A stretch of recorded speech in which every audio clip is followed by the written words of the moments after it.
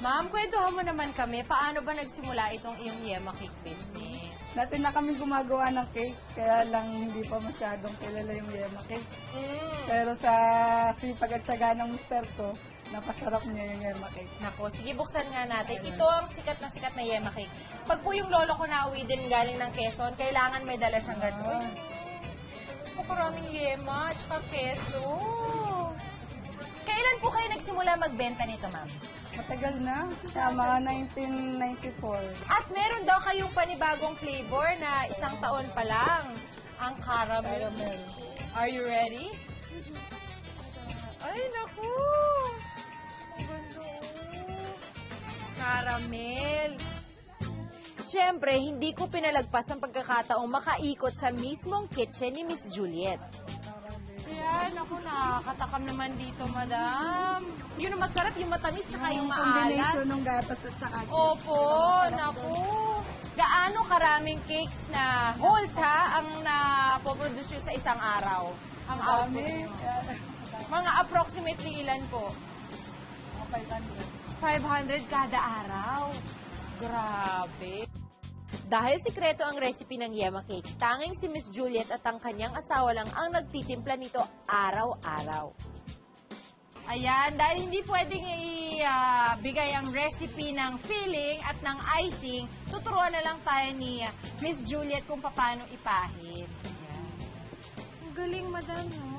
Hindi na po nire-ref yung cake muna bago lagyan ng icing. Pagkaluto, at palamigin mo lang ng konti, ready mo na siyang paglagay. Yung secret nun yung tumutulo yung icing. Tapos pagkatapos ng pahiran, Gagadgaran po ng keso. try mo naman ito. O sige po, hindi ko po kayo uurungan. At hindi ko kayo tatantanan. Pwede na ako magtrabaho dito, madam, pagka na-icingan ko to, ha? Hop! Kakaltasan ako kagad. Tsaka hindi mo feel na parang lugi ka kasi yung iba, kung tinitipid yung icing, ito, binubuhos. Tanan!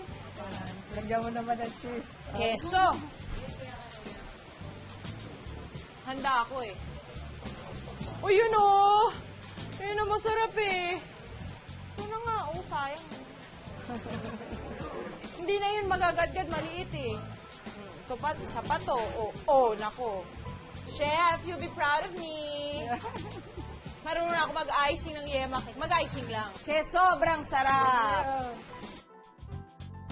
Madam, quality control? Quality na.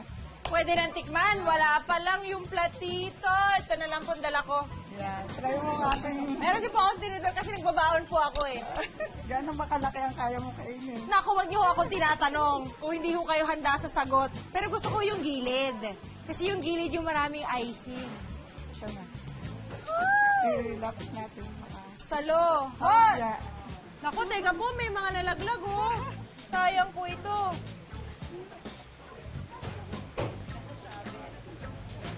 Ngayon ako nakatikim ng cake na mainit pa.